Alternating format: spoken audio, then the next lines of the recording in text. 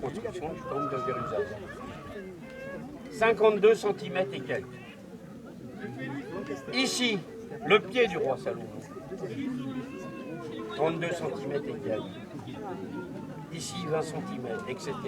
Si je divise cette longueur-là par celle-là, je trouve un nombre particulier.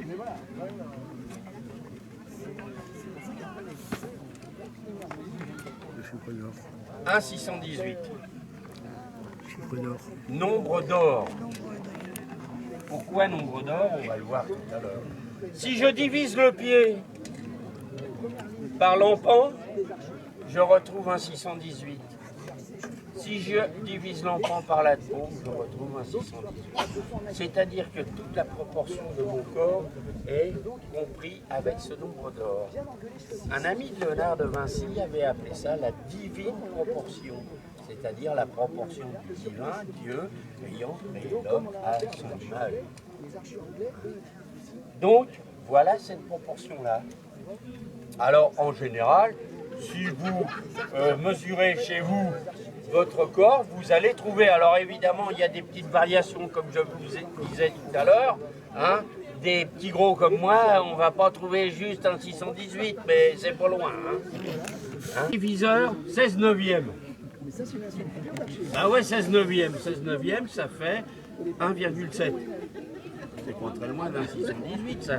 Eh bien, pourquoi? Ben, tout simplement, c'est qu'on s'est aperçu que notre champ visuel, si je prends mes 2 pouces, je les avance, ça y est, je les vois tous les deux. Je prends la mesure. Je fais la même chose dans le sens vertical. Ça y est, je les vois tous les deux. Je prends la mesure. Si je divise ces 2 mesures, je suis très proche de 1,618 du nombre d'or. C'est-à-dire que notre champ visuel à nous correspond au nombre d'or. Donc c'était plus intelligent d'avoir un écran de télévision qui correspond à notre champ visuel que ces petits écrans carrés où on voyait les côtés qui servaient à rien. Hein. Et dernièrement, dans l'ADN, on vient de s'apercevoir que l'assemblage des cellules de l'ADN sont également comprises avec le nombre d'or.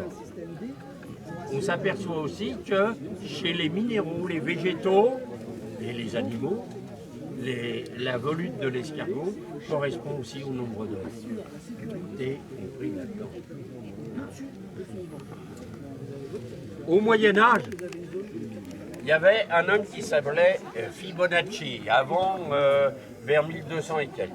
Ce Fibonacci avait écrit une suite mathématique. C'est lui qui a introduit le zéro dans notre système.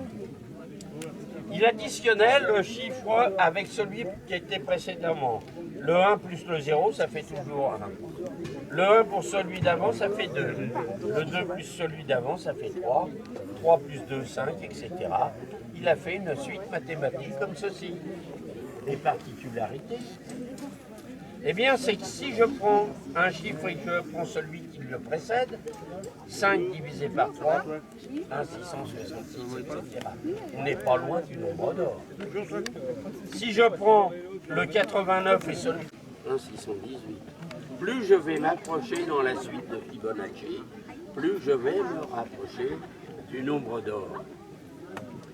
Et même dans la coudée royale, celle du roi Salomon, sa coudée, elle correspond à 52 cm et quelques, si je la mets en mètres, 0,5236. Et je vous ai parlé tout à l'heure, on parlait dans le système à base 12, si je le multiplie par 6, la moitié de 12, je retrouve 3, 14, 16. Mystère. On se transmet ces mystères des nombres entre maître d'œuvre jusqu'à maître d'œuvre tout le temps. Hein. Et il existe ici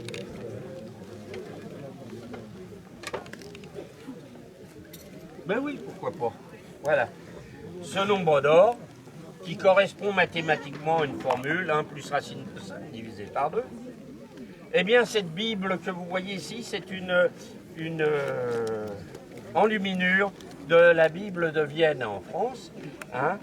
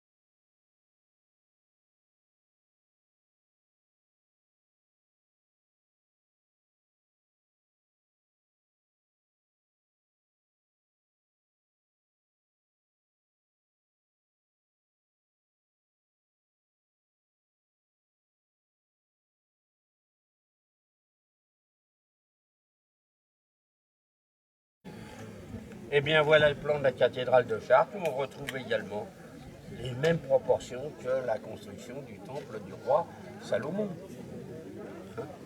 Plus d'autres également à l'intérieur, mais je n'ai pas le temps de tout expliquer tout ça. Si vous allez, par exemple, il y a une pierre tombale dans la cathédrale de Reims. C'est la cathédrale d'un maître d'œuvre qui s'appelle Hugues Libergier. Ce Hugues Libergier, on le voit dans sa main en train de tenir la maquette de l'église qu'il va construire. C'est pas lui qui a construit la cathédrale de Reims. Il a construit une église dans Reims qui a disparu. Hein, c'était l'église Saint-Nicaise. Mais on le voit avec sa canne de maître d'œuvre. On le voit avec une équerre, dont les proportions de l'équerre sont au nombre d'or. On le voit également avec un compas. Donc le symbole, l'équerre, le compas, c'est pour ça que moi ici, j'ai en médaillon l'équerre et le compas, également comme pas mal de compagnons du devoir, ou compagnons du Tour de France, et également aussi comme les francs-maçons. Hein. Et puis enfin, un petit que j'aime à faire connaître un nombre utile aux hommes. Et si je compte les lettres de chaque mot écrit, je retrouve 3, 14, 16, enfin pas 16 puisque c'est plus précis que ça, je retrouve le nombre pi. Voilà, et du nombre pi. Messieurs, dames.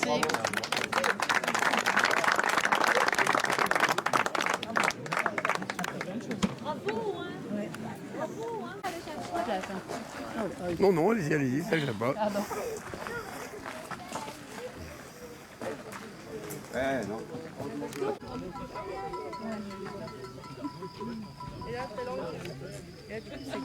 C'est moi après. Oui, tu la mets là sur la... Non, ça doit dépendre de la nombre de fils. Ah, je me Tout à l'heure, la dame, elle a disais selon le nombre de fils, Eh François, on comme les s'excuse Scooby-Doo, en fait. quand on est poli. Oh Les Scooby-Doo, finalement. Plus tu mets du fil. Je vois ta fille. C'est un nom de... C'est le côtelet. Ça, c'est pour même faire la tête. Ouais. Voilà.